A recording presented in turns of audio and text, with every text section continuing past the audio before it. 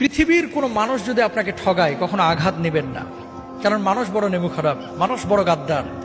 মনে রাখবেন, সব মানুষ পৃথিবীর একত্রিত হয়ে যদি আপনার ক্ষতি করতে চায়, কেউ আপনার ক্ষতি করতে পারবে না যদি আল্লাহ না চায়। মানুষ মানুষকে ঠগাইতে পারে, সন্তান বাবাকে ঠগাইতে পারে, বাবা সন্তানকে ঠগাইতে পারে, স্বামী তার স্ত্রীকে ঠগাইতে পারে।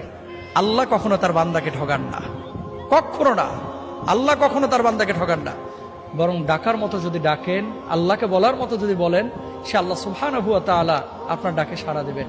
আপনি মনে করছেন যে এত ডাকলাম আল্লাহ তো সাড়া দিচ্ছে না, কে বলছে দেয় নাই? কিছু কিছু সময় এটা আপনি বুঝতেছেন ভুল।